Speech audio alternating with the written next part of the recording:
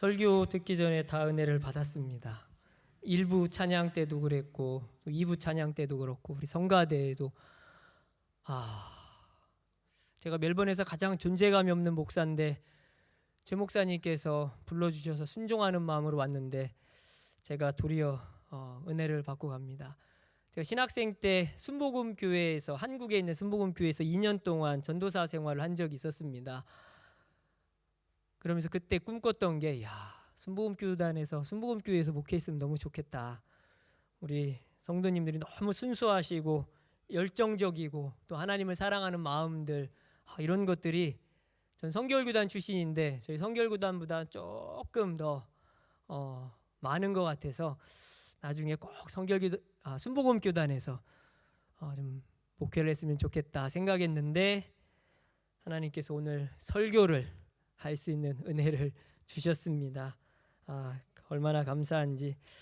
우리가 부모를 선택할 수는 없지만 자녀들이 좋은 부모를 만나는 것이 복이고 또 학생도 좋은 스승을 만나는 것이 복입니다. 또한 성도는 이 땅에서 좋은 목자 또 좋은 목사를 만나는 것이 최고의 복이 아닐까 생각을 합니다. 그런 면에서 우리 순복음교회 모든 성도님들은 우리 좋은 목사님을 만났기 때문에 이미 축복받은 분들이라 생각합니다. 우리 좋은 목사님 밑에서 계속적으로 여러분의 믿음이 성장하는 것들을 제가 기대하고 또 계속적으로 보고 싶습니다. 우리 함께 기도하고 말씀 듣도록 하겠습니다. 하나님 감사합니다. 우리가 이 시간 하나님의 말씀 앞에 섰습니다. 하나님, 우리 가운데 겸손함을 허락하여 주시고 우리 가운데 들을 수 있는 귀를 열어주셔서 우리 모두가 하나님의 음성을 들을 수 있는 귀한 시간 되게 하여 주시옵소서. 예수 그리스도의 이름으로 기도드립니다. 아멘. 제가 원래 존재감 없는 목사인데 오늘 순복음교회에 와서 존재감 있는 목사가 됐습니다. 아까 지금 장로님이 악수하면서 목사님 이제 저희를 알게 돼서 존재감 있는 목사가 됐습니다. 이렇게 해주시더라고요. 자, 오늘 본문은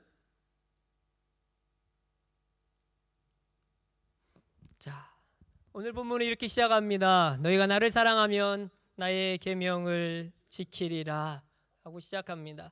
자, 하나님께서 우리 가운데 계명을 허락해 주셨습니다. 그리고 너희는 이 계명을 지켜라 하고 말씀하셨습니다.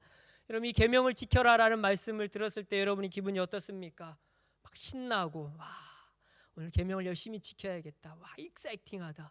너무너무 신난다. 이런 기분이 드십니까? 아니면 어떻게 이 계명을 또 지키라고 말씀하시나? 부담감이 밀려오고 힘들겠다라는 생각이 드십니까? 대부분의 많은 사람들이 이 계명을 부담스러운 짐으로 생각합니다. 하나님께서 마치 우리를 억압하고 규제하려는 수단으로 이 계명을 주셨나라고 고민합니다. 정말 하나님께서 그런 하나님이십니까? 우리 한 사람 한 사람을 규제하기 위해서, 억압하기 위해서 이 계명을 우리 가운데 주신 것입니까? 우리가 조금만 성숙한 믿음의 사람이라면 하나님께서 그런 분이 아니시라는 거 다 압니다.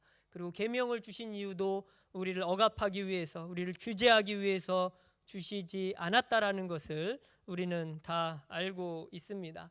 가정에서 부모가 자녀를 양육할 때도 규칙이 있습니다. 만약 여러분의 자녀가 매일매일 컴퓨터 앞에서 게임만 한다고 한번 상상해 보십시오. 여러분의 자녀죠, 지금. 매일매일 게임만 한다고 한번 상상해 보십시오. 그러면 그래 계속해 이렇게 이야기하는 부모는 아무도 없을 겁니다.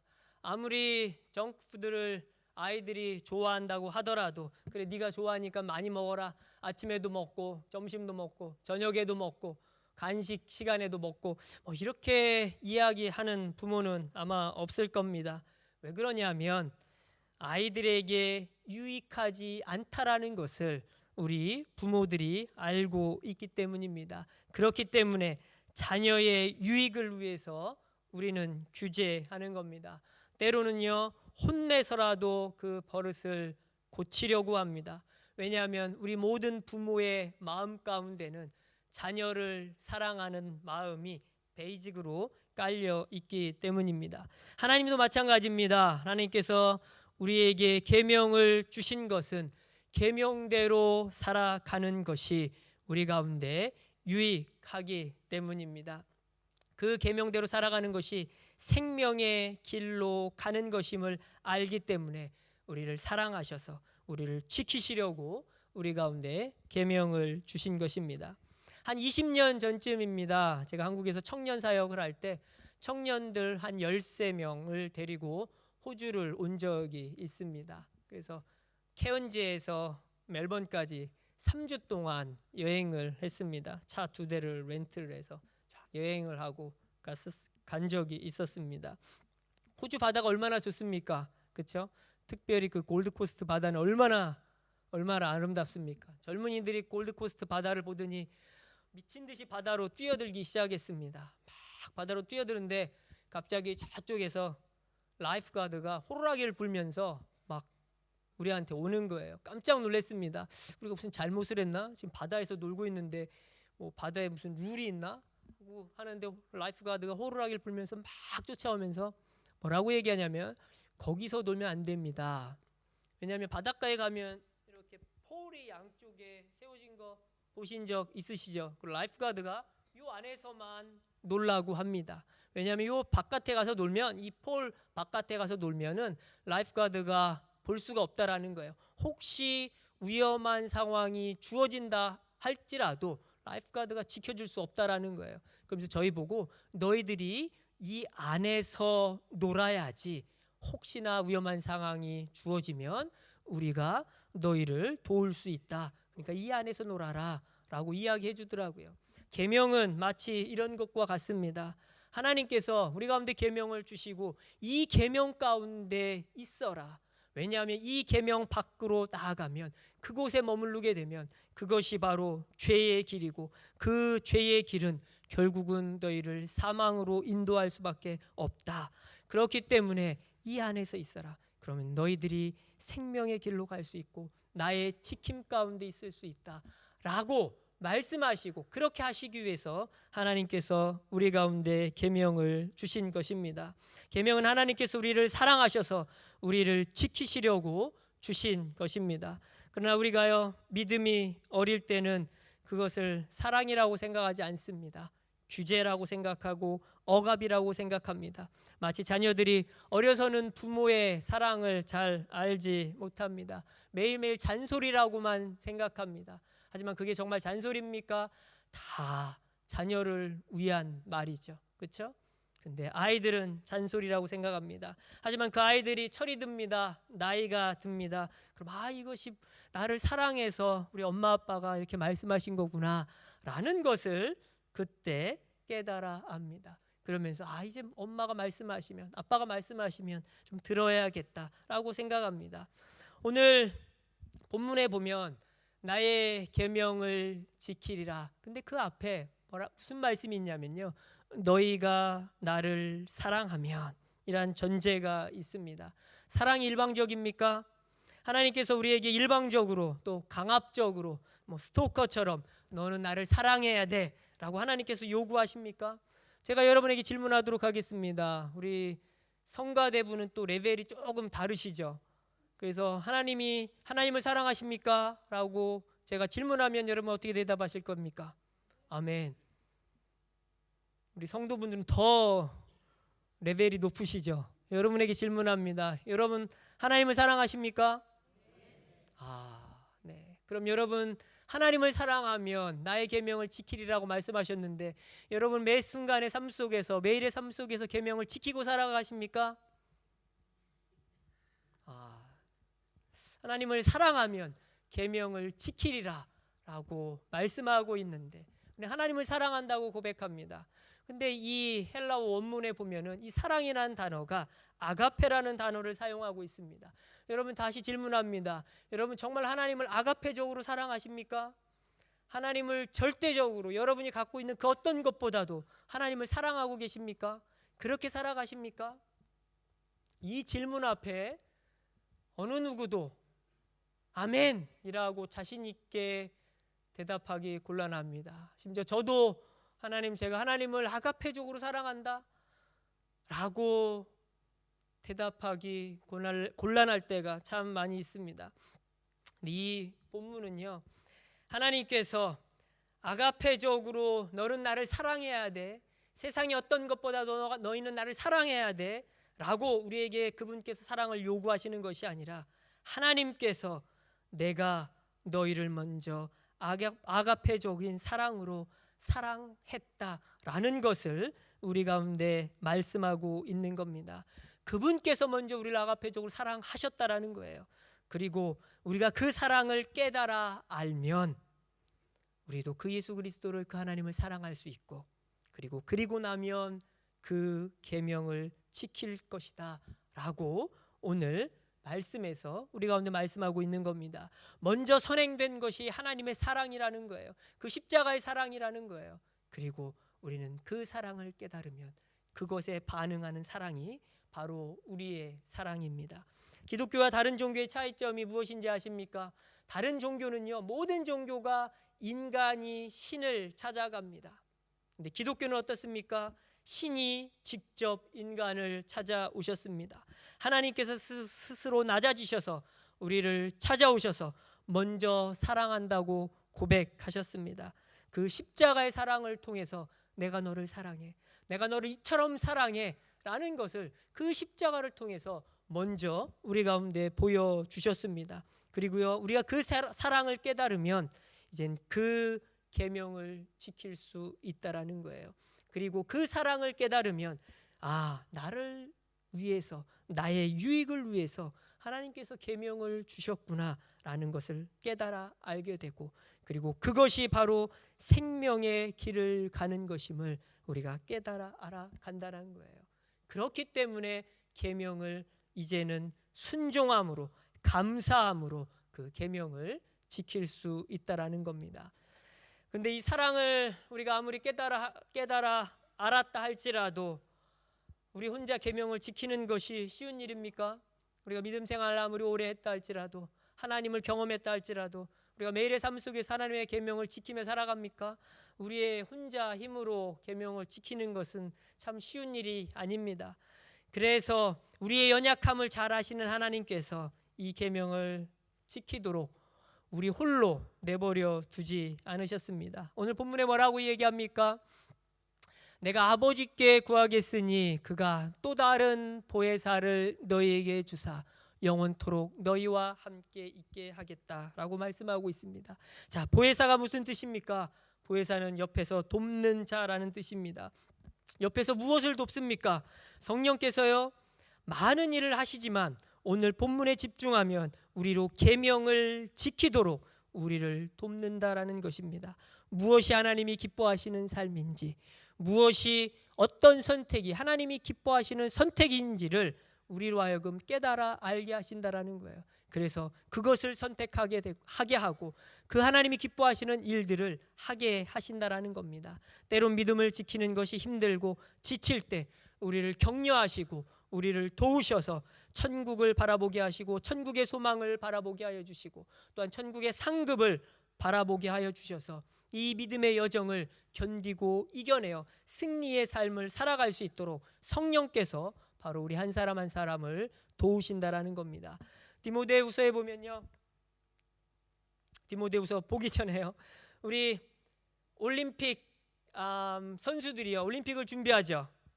연습 과정이 얼마나 힘듭니까? 그 힘듦에도 불구하고 그 연습의 모든 과정들을 다 이겨낼 수 있었던 것은 무엇입니까? 바로 이 금메달이라는 영광을 기대하기 때문입니다. 그 힘든 여정, 그래도 이 금메달을 바라보며 이 모든 선수들이 그 여정을 다 마칩니다. 마찬가지로 우리의 믿음의 여정이 조금 힘들고 어려울 때마다 성령 하나님께서 이 천국의 상급을 바라보게 하시고 기대하게 하시면서 이 땅에서 승리하는 삶을 살 수 있도록 하신다라는 겁니다. 우리 디모데후서에 보면요, 바울이라는 사람이 나옵니다. 뭐라고 얘기합니까? 나는 선한 싸움을 싸우고 나의 달려갈 길을 마치고 믿음을 지켰으니 이제 후로는 나를 위하여 의의 면류관이 예비되었다라고 이야기합니다. 곧 의로우신 재판장이 그날에 내게 주실 것이며 내게만 아니라 주의 나타나심을 사모하는 모든 자에게도 주실 것이다라고 이야기합니다. 사도 바울의 삶을 한번 생각해 보십시오. 그의 삶이 쉬웠습니까? 힘들었습니다. 그의 삶 전체가 고난의 연속이었습니다. 그럼에도 불구하고 그가 믿음의 길을 끊임없이 갈 수 있었던 것은 바로 성령 하나님께서 힘들고 어려울 때마다 천국의 소망을 갖게 하셨고 의의 면류관이 준비되는 것들을 바라보게 하셨다라는 거예요. 그래서 그 믿음의 여정을 바울이 감당할 수 있었고 승리하며 그 길을 갈 수 있었다라는 겁니다. 오늘 또 사도행전 1장 8절의 말씀에 보면요, 오직 성령이 너희에게 임하시면 너희가 권능을 받고 내 증인이 될 것이다 라고 말씀하고 있습니다. 성령께서 오시면 우리가 이 땅에서 증인이 된다라고 말씀합니다. 성령께서 하시는 일이 무엇입니까? 그러면요, 우리로 이 땅에서 예수의 증인된 삶을 살아가게 하신다라는 겁니다. 자, 그러면요, 한 성령께서 아까 지금 오셔서요, 성령께서 오셔서요 우리로 계명을 지키게 하시죠. 또한 그 성령께서요 우리로 예수의 증인이 되게 하십니다. 무슨 말입니까? 성령께서 우리로 계명을 지키는 삶을 살게 하심으로 이 땅에서 우리로 증인된 삶을 살게 하신다라는 겁니다. 이것이 바로 성령께서 하시는 일입니다. 요한복음에 보면요, 새 계명을 너희에게 주노니 서로 사랑하라. 내가 너희를 사랑한 것 같이 너희도 서로 사랑하라.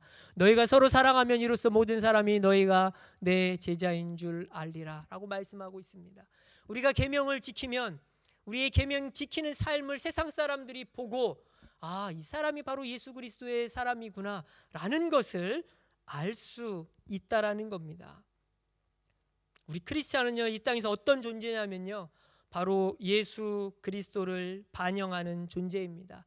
이 땅에 많은 사람들이 우리 가운데 질문합니다. 야, 하나님이 어디 계시냐? 하나님이 정말 살아계시냐? 살아계시면 한번 보여줘봐 라고 질문합니다. 그럴 때 우리는 어떻게 해야 됩니까? 나도 못 봤어. 미안해. 이래야 됩니까? 하나님이 살아계신 것들을 우리 믿음의 사람들 가운데 보여줘라고 이야기할 때 우리는 바로 우리 자신을 보여줘야 합니다. 그리스도가 교회의 몸이라고 성경은 이야기합니다. 그러면요, 그리스도를 보여달라고 할 때 우리는 누구를 보여줘야 됩니까? 무엇을 보여줘야 됩니까? 바로 교회를 보여줘야 합니다. 이것이 바로 우리의 사명입니다.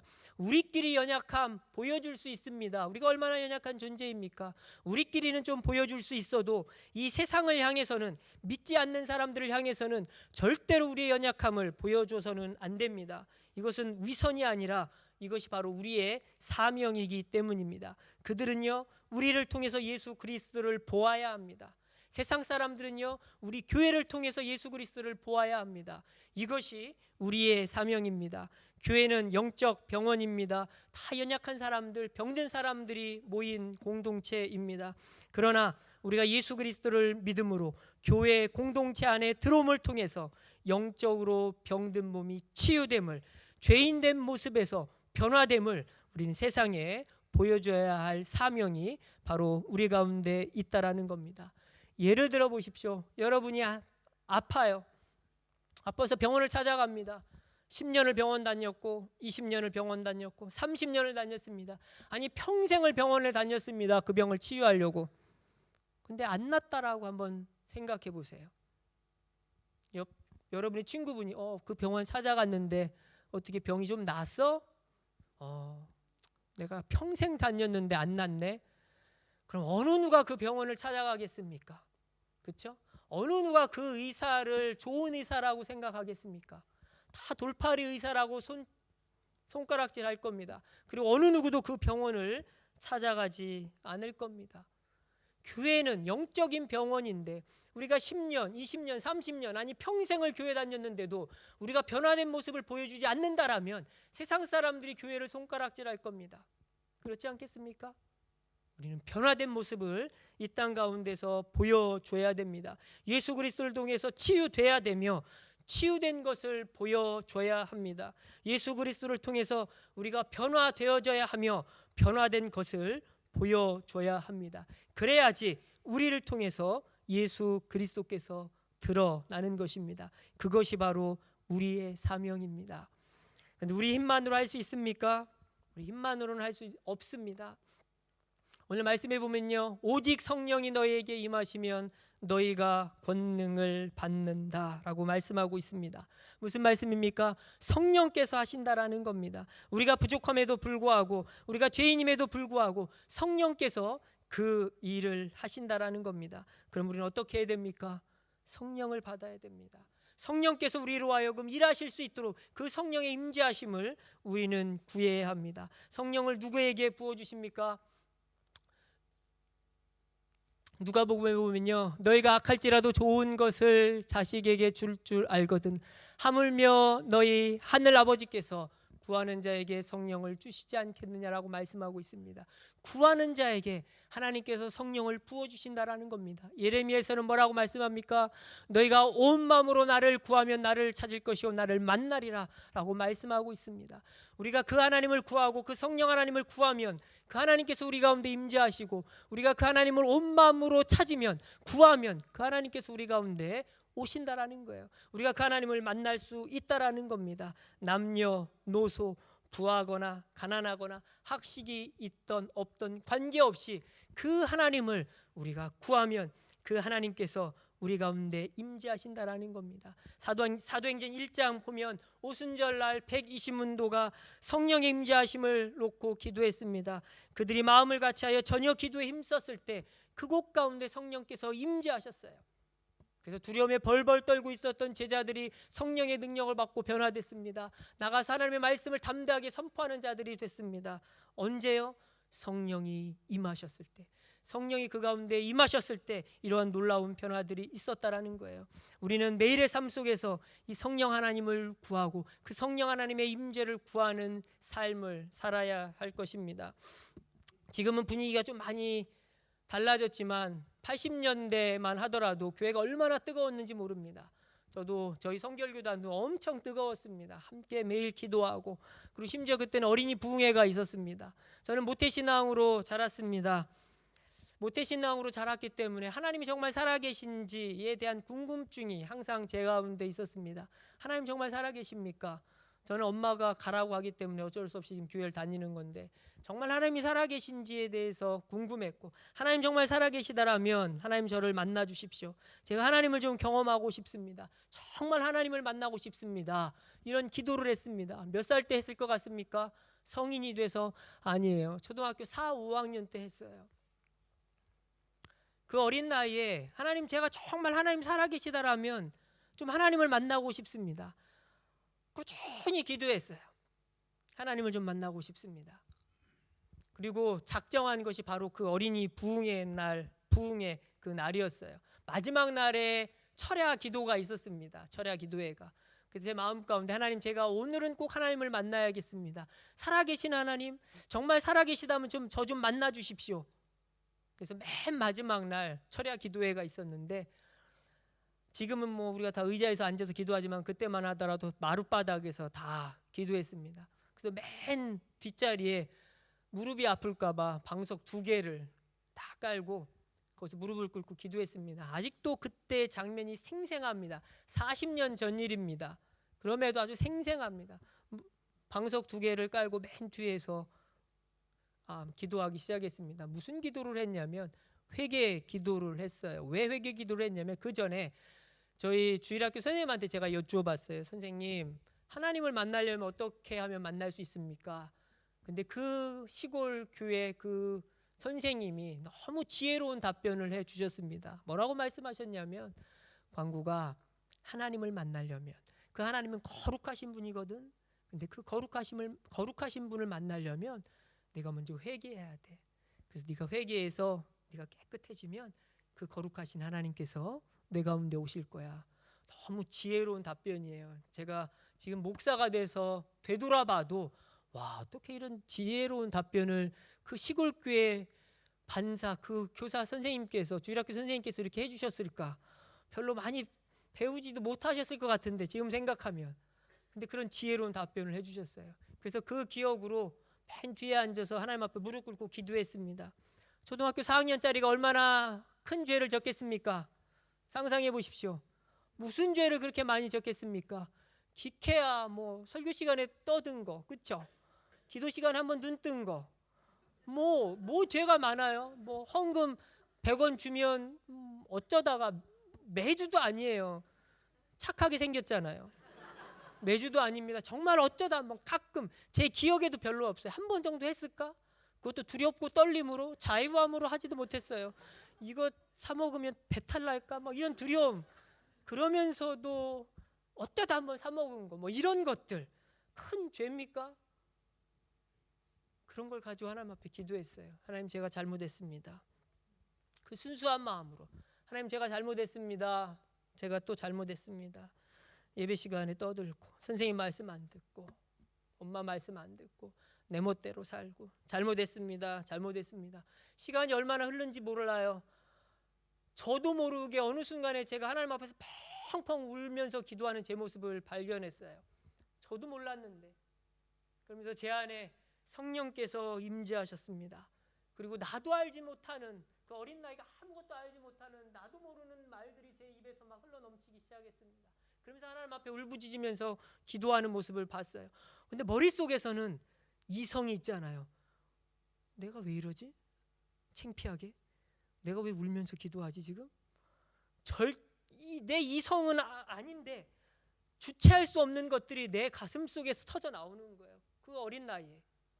그러면서 성령께서 기도하게 하시고 그 하나님의 임재가 제 가운데 충만 임했던 것들을 제가 경험했습니다. 나이와 상관없이, 학식과 상관없이, 우리가 무엇을 가졌나 가진 것과 관계없이 하나님께서 구하는 자에게, 그 하나님을 전심으로 찾는 자에게 성령께서 임재하신다라는 거예요. 임하셔서 어떻게 합니까? 우리로 하여금 이 땅에서 계명을 지키게 하십니다. 계명을 지키고요, 그리스도의 증인이 되게 하신다라는 거예요. 우리로 하여금. 하나님께서 여러분을 특별히 우리 순복음교회 성도로 불러주셨습니다. 하나님께서 여러분을 불러주신 이유가 무엇입니까? 오늘 성가대에서도 사명이라는 찬양을 했는데, 여러분 한 사람 한 사람을 이 땅의 사명자로 하나님께서 부르시기 위해서 우리 순복음교회 여러분을 한 분 한 분 하나님께서 불러주신 것입니다. 무슨 사명입니까? 바로 이 땅에서 증인된 삶을 살아가는 그 사명을 감당하게 하기 위해서 하나님께서 여러분을 불러주셨습니다. 우리는 이 땅에서 예수 그리스도를 믿음으로 말미암아 천국만 바라보고 살아가는 사람들이 아닙니다. 천국은 당연한 겁니다. 우리가 예수 그리스도를 믿음으로 말미암아 이 땅에서 복을 추구하며 살아가는 사람들이 절대로 아닙니다. 물론 하나님을 믿음으로 말미암아 하나님께서 복 주시는 것도 당연합니다. 하지만 우리의 근본적인 사명은 무엇입니까? 이 땅에서 바로 예수 그리스도의 증인된 삶을 살아가는 것, 그것이 바로 우리의 사명입니다. 여러분 오늘 아침에 일어나서 무슨 기도를 하셨습니까? 눈을 뜨자마자 제일 먼저 여러분 무슨 생각을 하셨습니까? 자녀 문제, 먹고 살아야 되는 문제, 이런 문제들 때문에 고민하셨습니까? 아니면 눈을 뜨면서 하나님 오늘도 제 가운데 임재하여 주시옵소서. 그래서 제가 계명을 지키게 하시고 나의 변화된 모습을 통해서 이 땅에서 증인된 삶을 오늘 하루도 살아가게 하여 주시옵소서. 이런 기도를 하셨습니까? 우리는요, 매일 아침에 눈을 뜰 때마다 하나님 오늘도 제 가운데 임재하여 주시옵소서. 그래서 계명을 지키게 하여 주셔서 내가 이 땅에서 예수 그리스도를 드러내는 삶 살아가게 하여 주시옵소서 라는 기도를 우리는 제일 먼저 해야 할 것입니다. 매일의 삶 속에서, 매 순간의 삶 속에서 성령의 임재를 구하는 그러한 삶을 살아야 합니다. 우리의 힘만으로는 계명을 지킬 수 없습니다. 우리의 힘만으로는 증인된 삶을 살아갈 수 없습니다. 성령께서 도우셔야 합니다. 그렇기 때문에 매 순간 성령의 임재를 구함을 통해서 이 땅에서 그리스도를 드러내는 귀한 성도, 그리스도를 증거하는 하나님의 귀한 자녀들 되시기를 주님의 이름으로 축원합니다.